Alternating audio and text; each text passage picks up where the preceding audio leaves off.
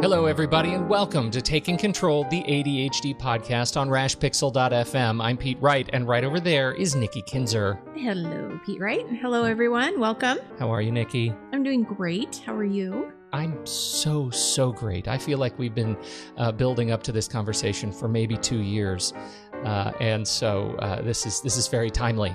I know. It's and belated. How about that? Yes.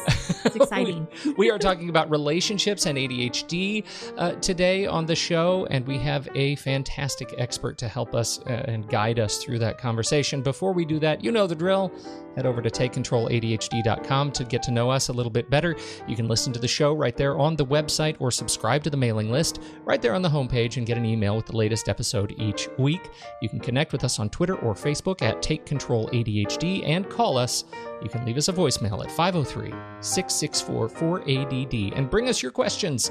We'd love your voice and your thoughts on this show. And don't forget, 5-star reviews in iTunes and recommendations in your favorite podcast player helps others discover the show when they need help. For example, on relationships and ADHD.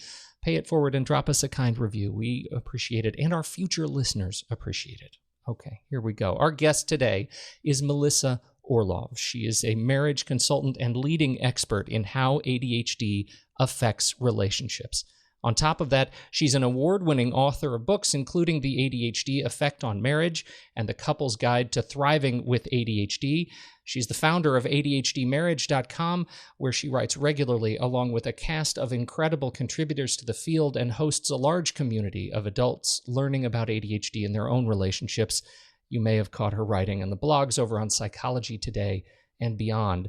In her practice, she teaches couples therapists, counselors, and coaches about how ADHD impacts relationships, and that's exactly why we've invited her to the show today. Melissa Orlov, welcome to the ADHD podcast. Thanks. I'm delighted to be talking to you. What happened earlier this summer is I actually sent out a survey to our podcast listeners and to the people on my newsletter, and there was so much feedback about relationships and ADHD and wanting to know more about this. And so I thought we could start with maybe just some of the comments that I received in the survey and go from there. That's great. Good. Well, I thought a good place to start would be actually before the first date even happens. I know that you do with your books, there's so much about couples and marriage, but there were a couple of comments that came in of people feeling concerned about even dating in the first place because of feelings of embarrassment or shame, specifically around disorganization. I got this kind of feeling that people were embarrassed to have people come over to their homes or whatever. And I'm just curious from your point of view, before the relationship even happens, any advice there for people who want to date? Who have ADHD. Yes. And know it. Well, so certainly you should. I mean, one of the great things about life is being able to find people to share it with and to create really strong connections. I think one of the issues in terms of disorganization and whether or not you're feeling embarrassed or not is to understand that you don't have to do all of the organization by yourself. So there are a lot of good resources in terms of learning how to get more organized if that's an area of embarrassment for you. Also, there are a lot of people out there who actually don't care that much about the organization, particularly if eventually when you move together, if you moved in together or something like that, you could create spaces for the ADHD disorganization, which is actually one of the tactics that we use in our own home. And so there are different ways to work around it. What does that look like? I'm looking at that as an opportunity. You just Indeed. A place to let the disorganization thrive? Yeah, well, so some people with ADHD, for example, are disorganized for a reason. One of the reasons is that they need to stumble across something or that needs to be out in the open so that they run into it to remember things. So that's one way of remembering. And there are other ways as well where you create calendars or lists or audible reminders or whatever. And maybe you could transition to that. But in our household, for example, my husband hates to throw things out. He's very busy. He's got a million things going all at once. Sounds familiar, right? That's ADHD. And so what we've come to terms with is that he has very specific spaces where I simply don't comment at all. His side of the garage, his office are two obvious ones. He gets almost the entire basement because he loves to work on bikes, for example, and he's got a lot of stuff with that. There are obviously, areas in our bedroom like closets and corners and things that are his, and I just don't comment. And there's some common spaces like the kitchen and the living family space that I care about a lot. So I've made it my job to keep those neat, and he understands that, and he tries not to mess them up. So essentially, he's got spaces where I've just stopped. It doesn't matter whether his spaces are messy or not; they're his spaces, and we've just divided it up that way, and it works really well. You just described my closet. And it's so interesting because I never really looked at it that way, but it's so true. It's like you can tell what side of the closet is mine and you can tell which one is my husband's.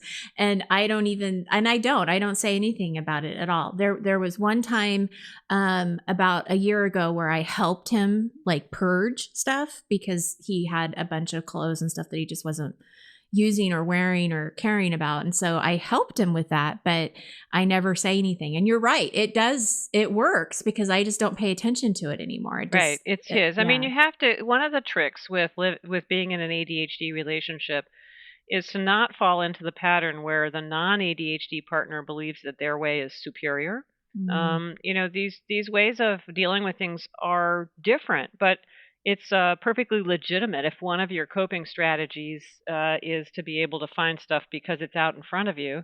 That's just a coping strat. That's just a way of finding things, right? I have a story I like to share sometimes about a man who was infuriated. He did not have ADHD. His wife did. And he came to me saying, it's terrible. She leaves her clothes in the dryer, and she ought to be putting her clothes away in the closet just like normal people do. And I said back to him, not what he expected, which is, hey, I think that sounds like a great system. She knows where they are in the closet. Putting them away would take a lot of extra time that she doesn't feel she needs. She can find her clothes whenever she wants, and if she leaves a laundry basket on top of the dryer in case you want to use it and she's not there, you can just put her stuff in the basket. It takes about 2 seconds. Mm-hmm. That was not what he was looking for as a response, but it worked really well, and it was a good system. So sometimes non-ADHD partners get caught up in what is quote-unquote normal, and it's normal for people who don't have ADHD, but it's not normal for people who do have ADHD, and so some flexibility there is useful. You don't want stuff to take over everything. And sometimes you do need to work together to say, okay, look, this has started to move from your office and out into the hallways and living rooms. And, if you're building a car in the living room, I might have a problem with it, Right. We haven't run into that yet. But I have actually, not personally. I haven't personally, but I know somebody who did that. The couple ended up getting divorced over it. Actually, interesting. Oh, wow. Yeah. Well, that gets to a question that came up, and I know something else that has resonated from the book, which is just this: how do you, as the non-ADHD spouse, approach your ADHD spouse without that sense of frustration, and hearing you talk about that sort of sense of compromise, it makes the house a much more even place.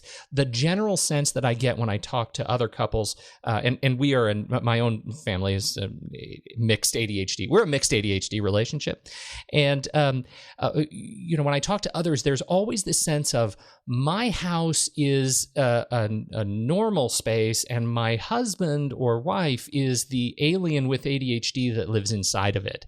And we all just try to adapt around and accommodate around this alien behavior. And it's challenging, and in my experience, pretty rare to run into a relationship, a mixed relationship in which the house itself is normal, and there is in fact somebody with ADHD and somebody without ADHD both living in it together.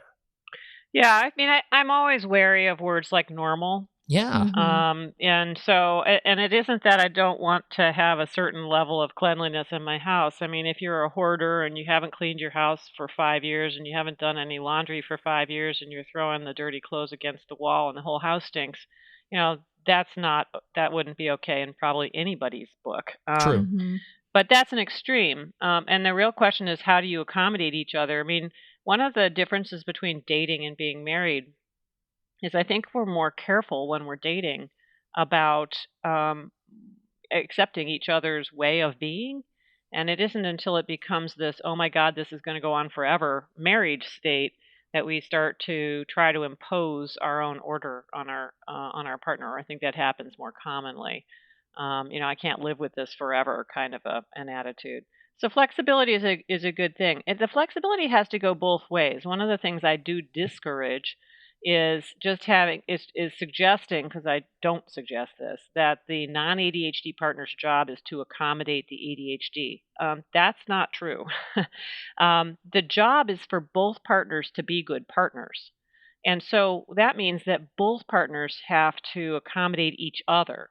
So the need for the non-ADHD partner, in this case in a household, to have some neat spaces where they can find quiet and recovery, mental recovery, is just as important as the need for the ADHD partner to have spaces where they don't have to think so hard about how things are getting cleaned up.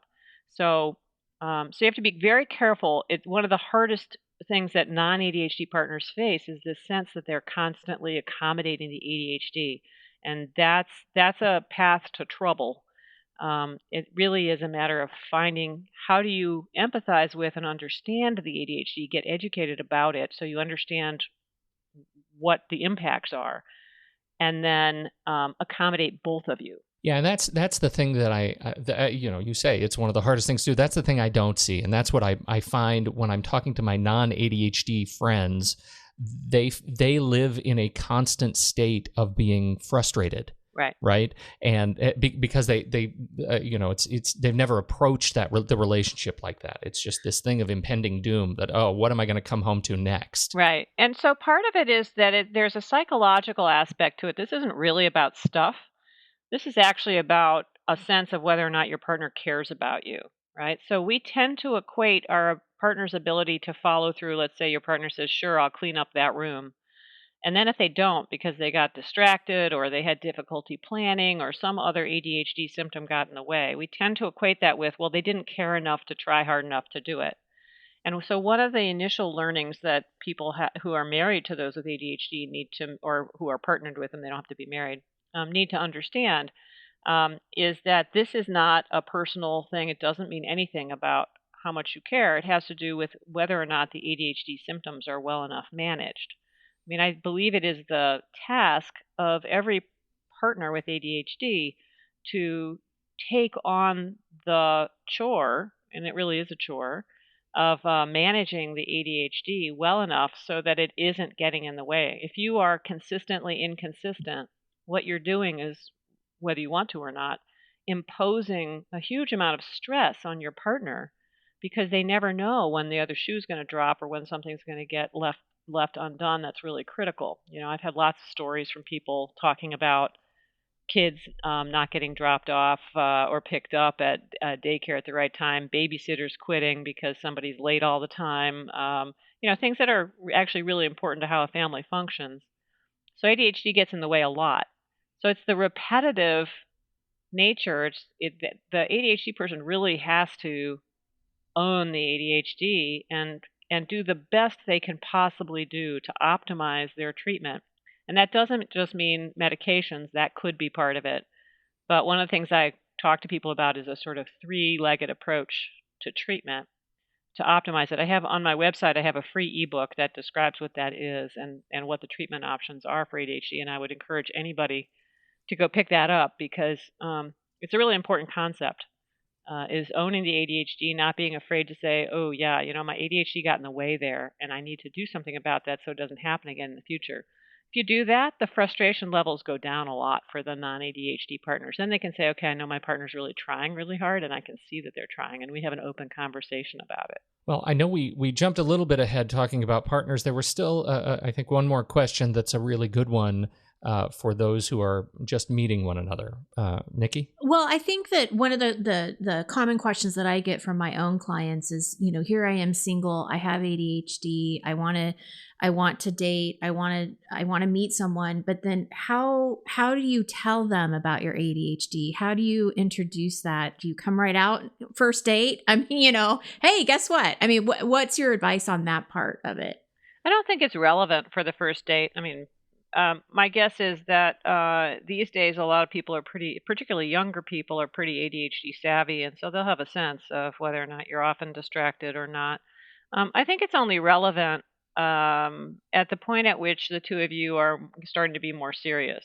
And it probably will come up pretty casually if you're comfortable with your ADHD. If you're not comfortable with it, then you might have to actually just bring it up and say, well, look, I've got ADHD and I know it has some impact and here's some things that I struggle with, and I want you to understand that if I forget to do something you've asked me to do, it's not because I don't care about you, and there will be some things like that. But at first, it's really not relevant. What's relevant is, do you get along? Do you like do you each enjoy other? being together? All that stuff. Yeah, that's a good point, because it's so true. It really isn't relevant. Because the ADHD is going to probably factor in different ways, not just the fun part. Because at that point, you're in the honeymoon part of the relationship, right? You're excited and have butterflies and everything seems to go I mean, so the other well. thing is that it's like saying, you putting up an impediment before you even know whether it's something that needs to be worked on. Right. And I don't see any reason to do that particularly. It's hard enough to meet somebody that you really enjoy being with. You may as well enjoy yourselves, get to know each other, and then you can make up your mind. I mean, my daughter has ADHD, and it just sort of comes up eventually when she's dating somebody. And if she's with a good partner at the time, what they say is something along the lines of, I know you're distracted. You do things in a wildly different way from many people, and I think it's great. That's the right attitude right there. Right. Well, something that really resonated to me in your book, and this is from the book, The Couple's Guide to Thriving with ADHD, and it really goes with what you were just talking about with the arguments. You had said that, arguments turn partners into adversaries instead of partners against the real problem, which is the ADHD symptoms. And so much of what I hear is about communication and how they're communicating with each other. How do I get the other person to understand me? How do I, if I'm not ADHD, how do I talk to the person with ADHD without getting frustrated? What are your thoughts on communication so that you aren't becoming adversaries?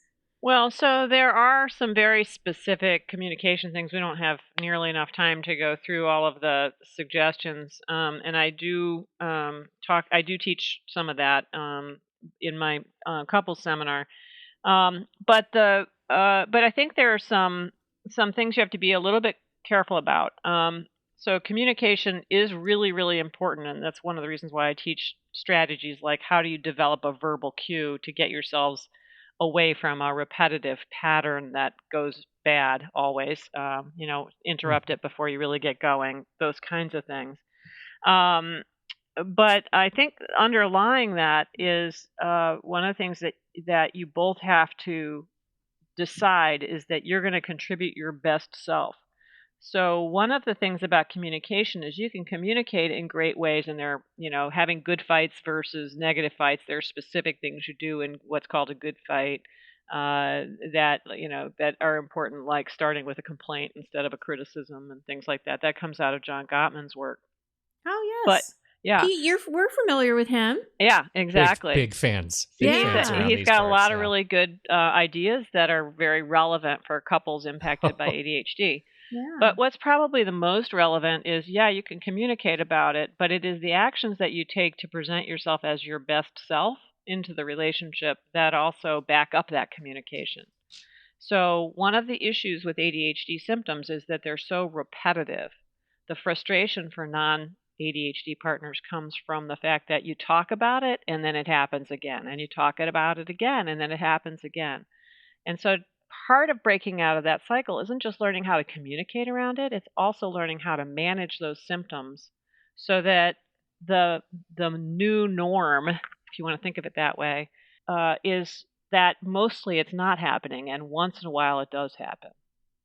And you have to pick and choose because you can't focus on everything. So you choose a few things. I'll give you an example. In our relationship, the singly most important thing for my husband to be able to communicate to me is that he loves me. It's the affection and the positive affection side of things. If he is communicating that regularly, and he has to really remind himself to do it, if he's out of town, he contacts me every day that he's out of town, even if it's just for a brief period of time. He might send me some tweets or, whatever, or text messages, I guess. And when we're together, we have all sorts of things that we do to communicate that affection. So he spends the majority of his effort on the positive communication. And beyond that, I have enough understanding of ADHD that if there's something weird that happens, if he's late or if he promises to do something but he doesn't get around to it as quickly as he thinks he's going to or whatever, we can have really calm conversations around all that stuff because he's focusing on the thing that matters the most to me. So you pick one or two areas that are really important and you get your act together around on those. And then the other stuff is much easier to handle. So that's part of the communication part. It's not just communication, which is a little bit like a Band-Aid. It's communication plus the actions that are the key leverage points for your particular relationship. For people that have been married for many, many years, and you're very used to each other and you're very comfortable with each other, but something's wrong with the marriage.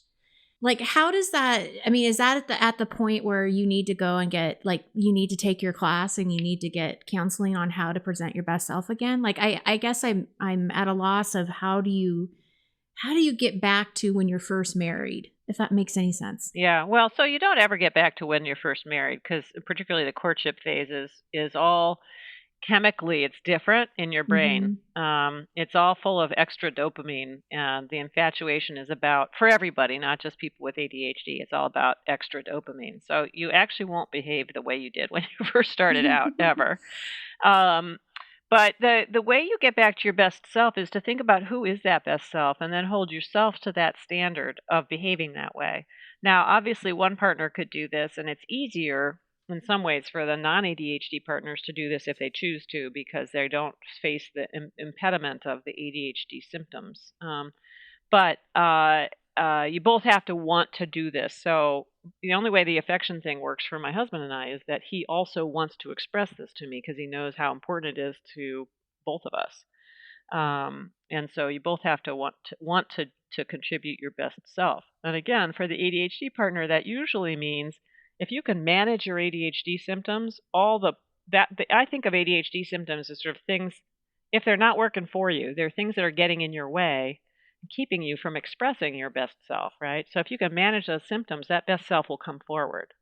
And I know what you're talking about. As you get into these patterns, which are frustration patterns and all of that, you have to overcome them by willpower.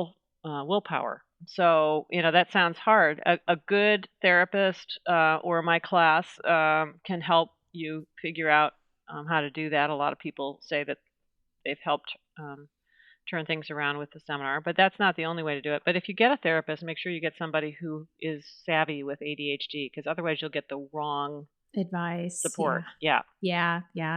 I see that even like with organizing. If you're going to talk to a professional organizer, make sure they have ADHD experience, because it's different. You're going to organize yourself differently. Now, in your book, you talked about attending, which I would assume must be one of the strategies that you're helping with communication within the relationship. Is that correct? Right. So attending, you're talking about like having a block of time where you're just with your partner.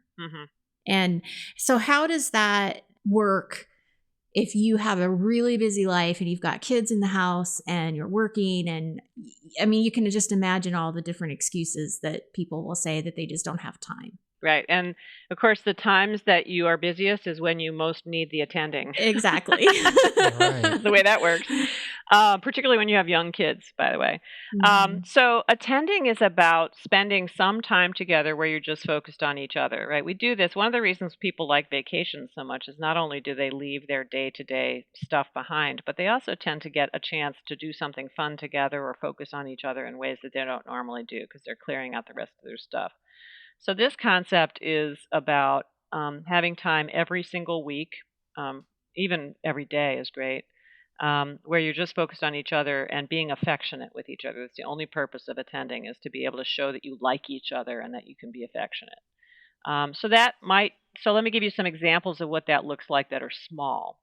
I used to go to downtown. Our son used to play bassoon with the New England Conservatory, and we would take him down to his rehearsals, and then we had 3 hours while he was rehearsing on Saturday afternoons, and we decided to turn it into a planned spontaneous date.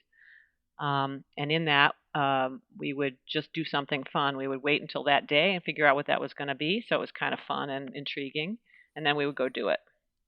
And so we spent 3 hours together. Maybe we just walked the city and held hands. Maybe we went to a coffee shop and chatted. Maybe we went to a museum, something like that. Just had fun together and remembered that we liked each other.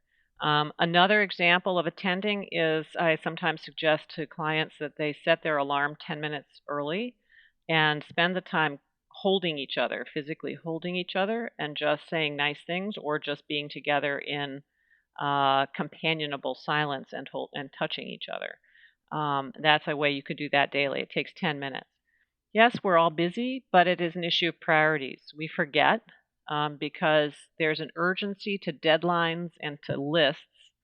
We forget that, in fact, the singly most important thing that we can do for ourselves and our family and our kids, above everything else, is to have a strong bond between the parents, the spouses. So that should be the number one priority, is finding some time for that every single day. And if you have to drop something else off, like driving to practice or signing up for something else or taking out I don't know what, doing some kind of shoveling or whatever, maybe you need to hire a plow. I mean, seriously, Yeah. get rid of something because there's nothing more important. In your experience, does the act of just physical intimacy, right, that holding one another and being attending to one another in a physical sort of physically accessible way, does that have a different impact on those with ADHD versus those who don't, or is it pretty much all the same kind of thing? I don't think it has a different impact because both partners are looking to be reassured. Yeah. The idea behind that is not meant to be sexual. In fact, I say don't have sex during that time. But the idea is to be able to calm yourselves and slow yourselves down enough to say the nice things about each other. Gee, I really liked what you did yesterday when you did X. Wow, I love running my fingers through your hair. The sound of your heartbeat is so reassuring to me. Or, wasn't it great that we all as a family got to go out for a picnic yesterday, or whatever it is. Things that remind you of the positives. It's an intimate form of gratitude, seeking gratitude, which research suggests that that actually helps rewire our brains towards the positive, which everybody needs, and particularly couples who are impacted by ADHD need. So it's a great way to start or finish your day. Some people do it at the end of the day. And it's just a really nice, one couple said to me, I really like this because even if I think these things through the day, I never take the time to actually say them because I'm so busy. So this gives me a few moments every day to just acknowledge the good things that are going on. I really like that, and I think I have a lot of friends who they're so busy and they rely on texts. They send each other loving texts throughout the day, and my sense is that's not the same. Definitely not. I mean, physical touch is a wonderful thing, and it's part of what's unique and special. You can send anybody a text. Mm-hmm. Yeah. You can't hopefully, You Right. felt hopefully you snuggle won't with be just cuddling with anyone. everybody.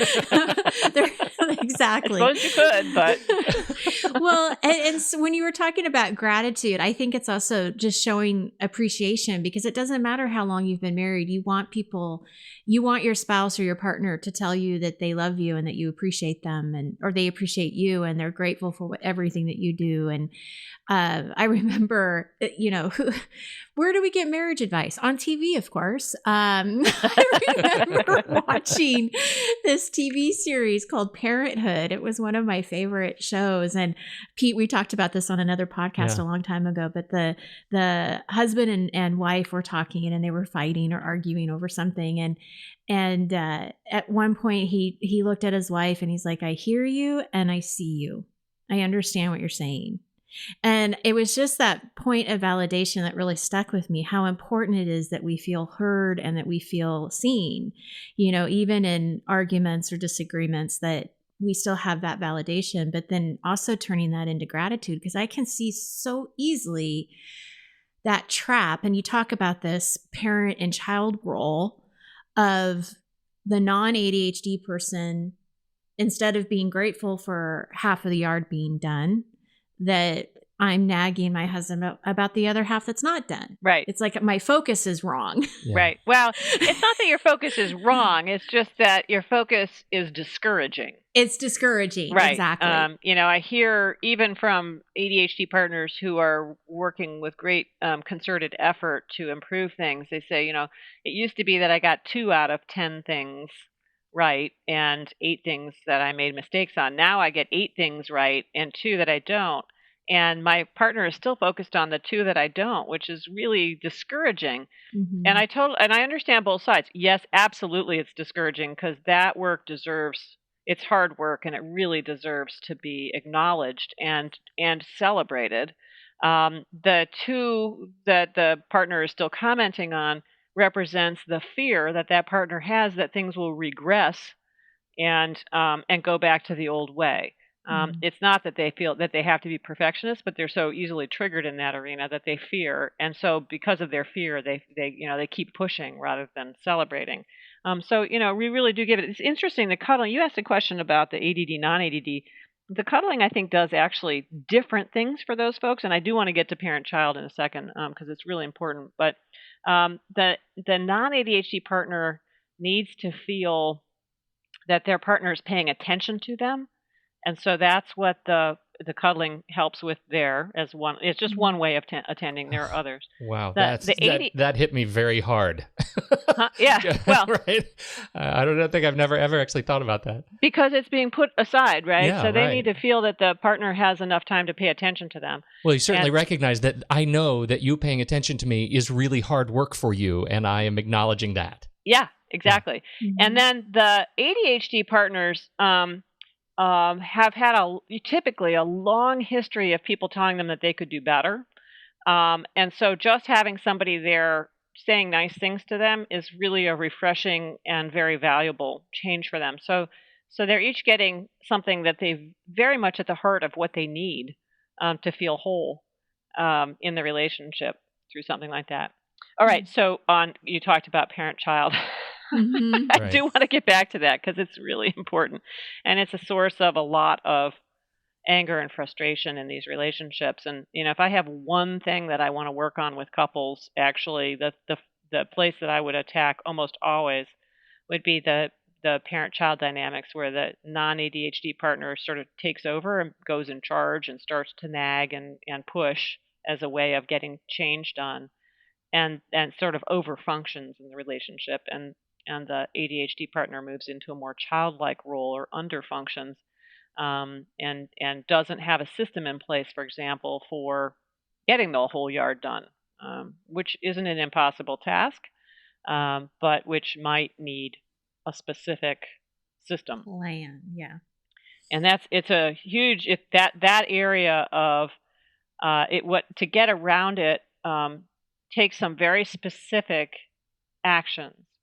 So one of those actions is to take full optimize that ADHD treatment, and that means it includes behavioral changes. So in the case of the yard, it might mean, okay, I've only got half an hour now, and I know it's an hour, so I'm going to schedule it on my schedule for Saturday morning for half an hour and Sunday morning for half an hour or whatever, and then, put up a reminder or some kind of a system so it actually gets done, or set an alarm or something like that.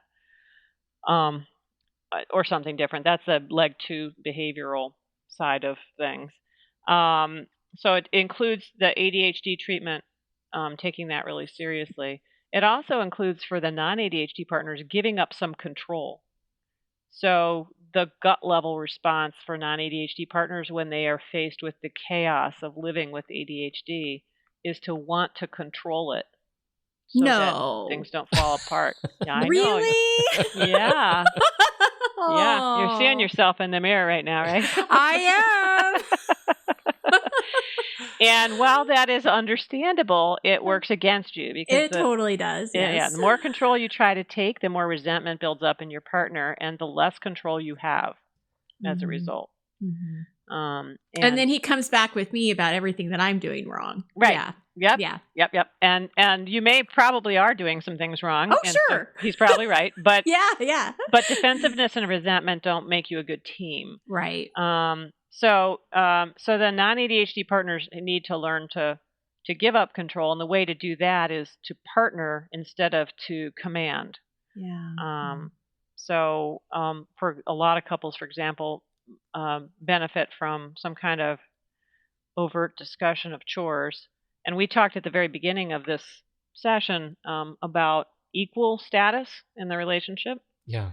And in order to have those be able to coordinate with each other, you need to have equal status, which means if your partner says, I can't do the lawn right now, that has to be an okay answer. This is fantastic material, and I hope we have, for our community, I hope we have addressed the questions well, substantively.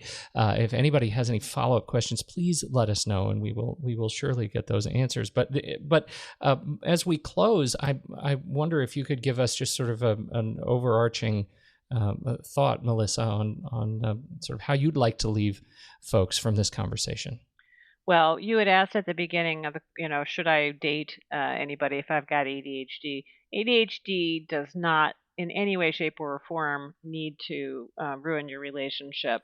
But you do need to get yourself educated about what the specific patterns are that having ADHD in the relationship encourages. We've talked about a few of them: not having enough time to attend to each other, the parent-child issue, the lack of equal status, certainly needing to learn certain communication skills, etc.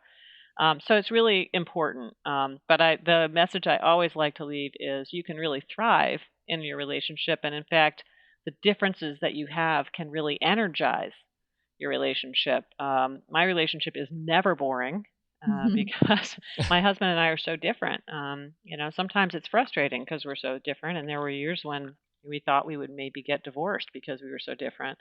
But once you learn the strategies, you really can learn to be really happy together and enjoy each other. So I encourage everybody to do that research and to not lose hope.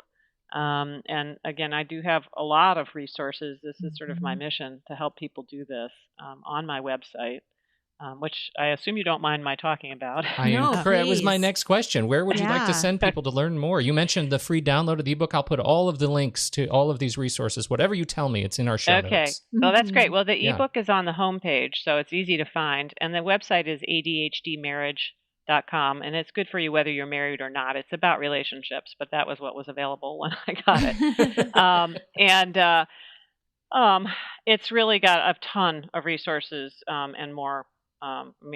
You can contact me there and ask me questions as well. So, and you have this class, right? Is that available at any time that they can download this, or is this something you do live? The best way to take the class is to take the live version, which I give by conference call. So it's very easy to connect to anywhere in the world. You can either do that live or you can listen to the recordings the next morning and still participate.